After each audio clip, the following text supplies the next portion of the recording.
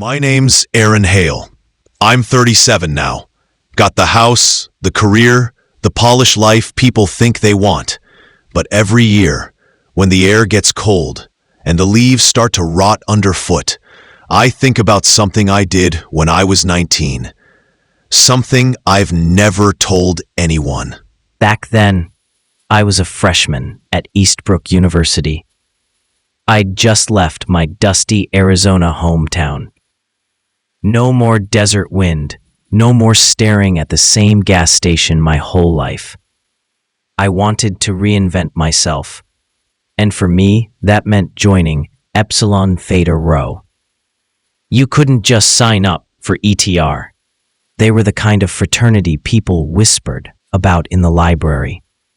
Their graduates ran companies, wrote laws, shaped the country.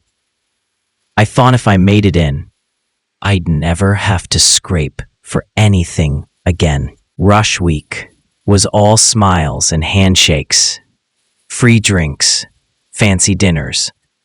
But that was just the bait. The hook came later. One night in November, they crammed the 15 of us pledges into the chapter house basement. The air was thick with cologne and something else. Something metallic that clung to the back of my throat. Portraits of past brothers lined the walls, every one of them smiling like they knew a secret. At first, it was silly. Chants, ice water, trivia about the fraternity's history. We were tired, sure, but we laughed it off. Then, the tone shifted.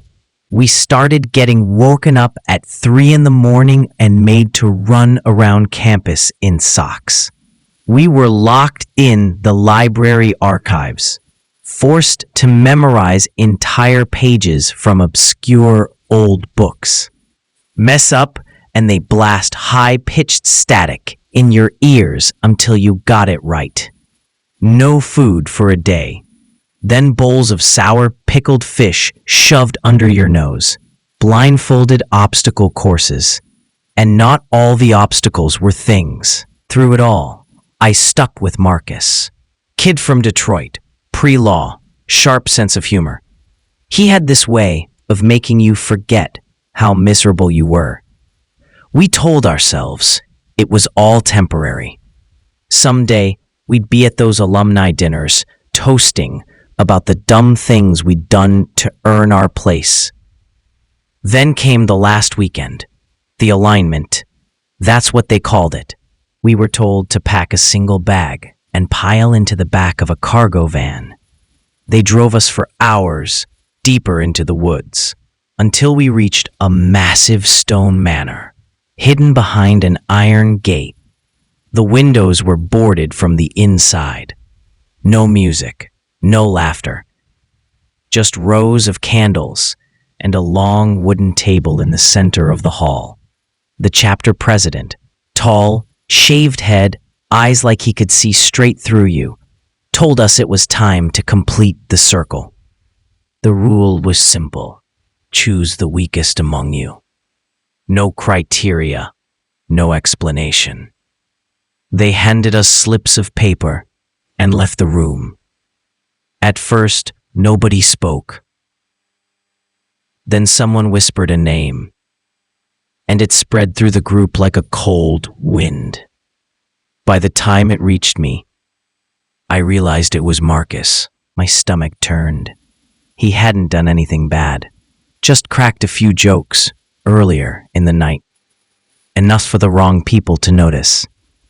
My hand shook as I wrote down a different name, hoping it wouldn't matter. When they came back, they read the tally. Marcus had the most votes. They took him into another room. We waited in a dim stone corridor. I could hear chanting through the wall. The scrape of chairs, and then a heavy, wet sound, followed by a single scream. And then silence. When they brought us back, the table was empty.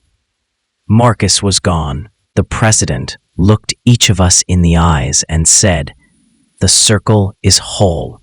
You are one of us now. That night, they fed us, pinned silver ETR badges to our shirts, and told us our futures were secure. I couldn't eat. I couldn't even touch the pin without wanting to rip it off. The next week, the university said Marcus had gone home for personal reasons. I knew better. I graduated, got the job, the money, the life I thought I wanted. But every year, in November, I see his face again, hear the sound from that room, and I remember that the circle is still whole.